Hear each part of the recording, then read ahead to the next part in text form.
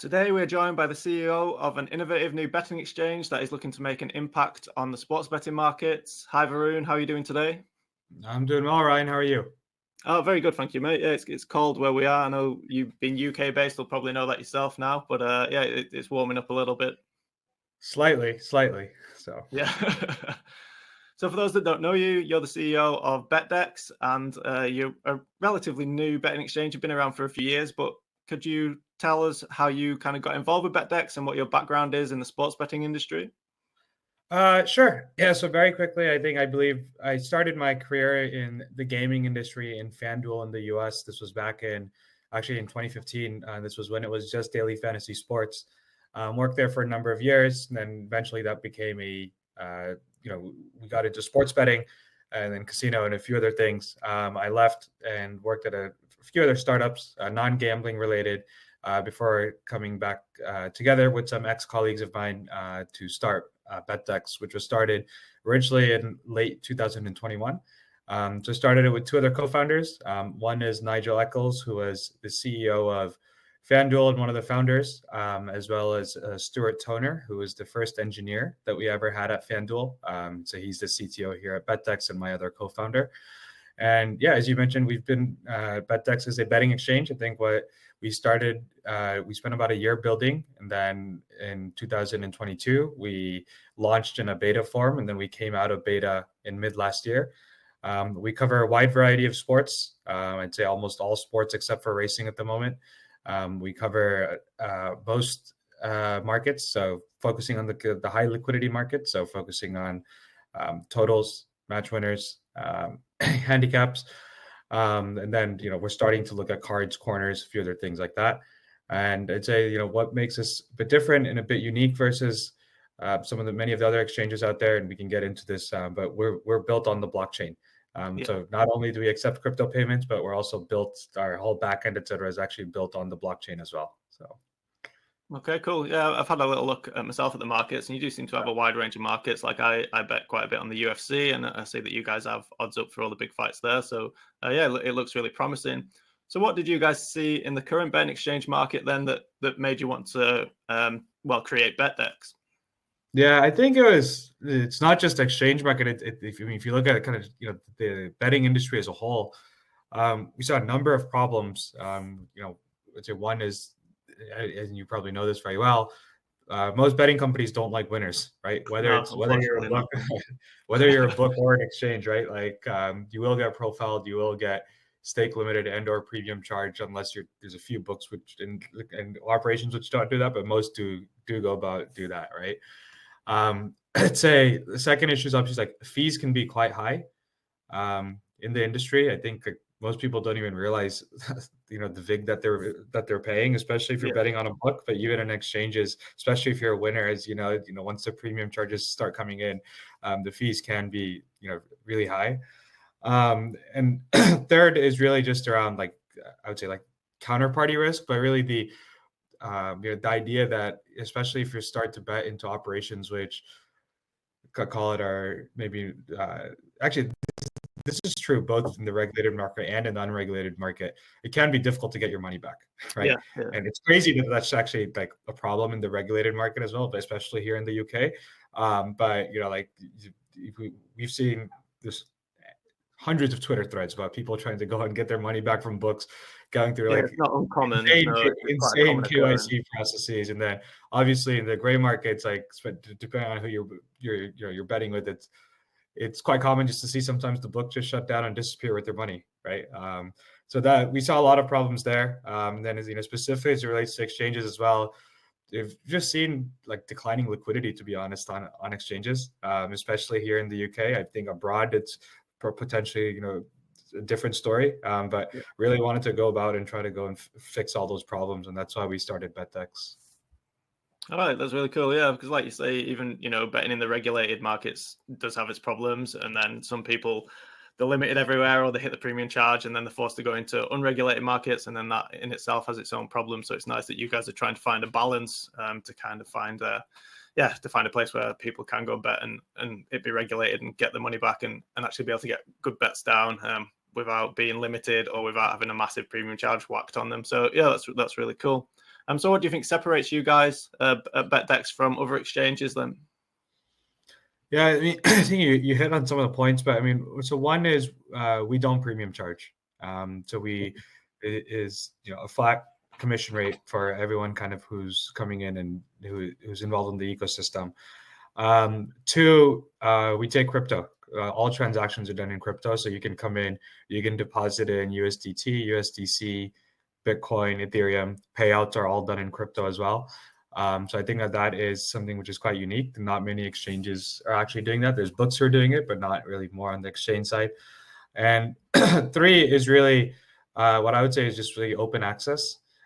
So we are actually built on what's called the Monaco protocol, and which is originally our backend, and that is basically this permissionless liquidity pool, which anyone can access, anyone can put liquidity onto, anyone can go and build their own applications on top of, and that theoretically in the long run should lead to an environment where if you have pooled liquidity, that should lead to much greater market depth and much better prices for punters. And so that is, I think, what truly, those three things are really what truly sets us apart and makes us unique.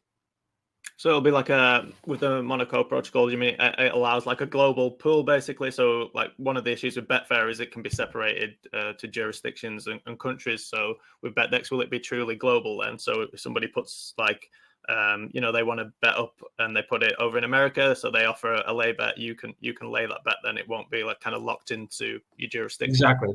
There's no geo restrictions. Yeah, it's truly like call it global liquidity. And not only is it global liquidity, it's also permissionlessness liquidity. So imagine if it's like I guess the best analogy is if it's almost like Betfair with global liquidity, but Betfair also could not kick you off the API or charge you an insane amount for the API. Is basically what the Monaco protocol is. So. All right, that sounds really good. Yeah. So the fact that you guys at BetDex welcome winners and you're not going to implement a premium charge is probably a massive kind of advantage for any sharp bettors or just anyone that wants to get bets down in a fair manner. So is that something that you kind of promise that you're going to continue over the long run, or is it just something you're going to offer in the short term? No, I mean, it's something we've done the last few years and we plan to continue it. I think if you think about, the original reason kind of the premium charge came about was, operators said that they need to do it in order to maintain a healthy ecosystem. And, maybe there was some truth to that, but they claim they'll, put that money back into marketing to go and get more retail flow into the ecosystem. We saw that never really happened. Like they just went after casino, sportsbook, call higher in their eyes, higher value products. I think the reason that we are going to be able to actually truly stick with no premium charge and just charge fair commissions is because of the pool liquidity that we have, right? And I think that theoretically, if you fast forward and you're able to really have truly global permissionless pool liquidity, which anyone can access and anyone can kind of put liquidity into, it should negate the need for a premium charge. Like you should have enough retail flow into the ecosystem where you don't need to have any premium charge to, even if it's somewhat of a farce to go and reinvest into marketing, etc. So. Yeah. So I've seen on your Twitter that you guys recently launched your brokerage service and you're taking some pretty big bets. Do you want to talk a little bit about how people can get involved in that if they want to? Absolutely. So we did launch a brokerage service. And so what the brokerage service does is it allows folks to come in and get big bets down, much larger bets than what you may see in terms of available liquidity on the site. We can now do bets up to like $100,000, even more than that. We cover, again, similar to the markets that we cover on the regular exchange, quite similar. So all major sports at the moment, except for racing. And then on the brokerage, we all major markets. So totals, money line, winner markets, full-time results, 1x2, etc. The way to get involved, brokerage service, simple. Just go to betdex.com/brokerage. There's a form you can fill out and we'll chat with some folks on our team. If you are someone who seems like a good fit, we'll get you set up. The way it works is simple. Once you go and get set up, you as a punter, we set you up in a dedicated communication channel that's usually on Telegram or WhatsApp, and you'll be able to go and send any bets that you want there. What we need to know is what the bet is that you want to make, as well as the stake size in the market. So you need to tell us, I want, the 76ers to win. I want 20 grand on it. I want that on the winner market. What we then do, we have a number of outs, and we go and ask a lot of our counters in our outs, what's the best price that you can give us? And we'll go and deliver that, get you that price. If you like that price, you let us know. We'll confirm with the counter and yourself, and then we'll record the bet and everything still on the BetDex exchange. If you don't like the price, there's no obligation to bet. So that's pretty much it. So we started that in late October, and it's been our fastest growing business so far. So. Okay, so it works similar to how the Asian brokers work. I take it then the way you explained it's very similar in that they can take different odds from different outs basically and just combine them to give you the best average. That's exactly right. Yeah. So what does the roadmap for BetDex look like in the next 5 years? Are you looking at expanding into new areas and regions and countries and as you said, developing more markets? So you mentioned maybe corner markets and card markets in football maybe. Yeah, we're definitely looking at expanding our market coverage. I mean, we do that, in a thoughtful manner, as we don't want to put up a bunch of empty markets on the site. So we make sure we do that as one, there's customer demand, but two, we're able to ensure that we have enough kind of liquidity and market makers available to go and cover those markets. So as you mentioned, corners and cards are ones we've been looking at. I think from the other market type perspective, the biggest thing is in play. So that will be coming later this year. Then the other kind of sport where, we do have it on the site, but we haven't made a big push about it yet. Cricket is a sport that we're looking at very heavily. And so that you can expect to see a lot more coverage on cricket as well, probably in the next few months. So. Do you think you'll ever launch in the UK? Is that something you guys have looked at? I know maybe the market's a bit more saturated here because we've got multiple changes. It's quite saturated. And I've put it, to be honest, the UK GC isn't the most friendly to crypto companies in the gambling industry, as I'm sure you can imagine. So I think from a BetDex perspective, it will be the UK launch. It's something we want to do and we've always wanted to do, but I think it will be difficult to do in the next few months or even later this year unless there's some changes to the UK GC. But I do think from the protocol perspective and from the Monaco protocol, which is this a permissionless global pool of liquidity which anyone can access. Folks can access that from anywhere, right? We don't really go and control that, and so that is available now wherever you are. And so that is something that folks can go and access. Cool. So for anyone that's maybe on the fence about potentially joining BetDex, what would you say the main 3 or 4 reasons to give BetDex a shot and open an account and have a go, have a look at the markets that you've got on offer?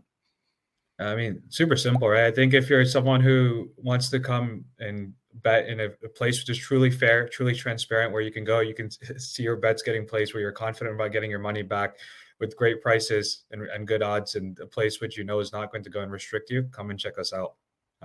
That's the value prop, and that's what we offer. So. No, that sounds great. I think all kind of sharp bettors, and I think all sports bettors are quite serious, are kind of sick and tired of the limits and the kind of overzealous kind of KYC processes that are going on. So anywhere that will offer a fair environment for people to bet is always going to be something that people are going to support and look forward to. So yeah, hopefully you do launch in the UK one day, and then I can test it out for myself. But no, it sounds very good. So thank you for joining me today. I really appreciate the time that you've given us. And if anybody has any additional questions, where can they find yourself or somebody else that can answer them? You can find me on Twitter, Varun91. Otherwise, you can just jump into our Discord channel. I'm there, or a number of folks from my team are always there. So. All right, great. Well, thank you for today. Take care of yourself. I'll see you later. See you later, Ryan. Thank you.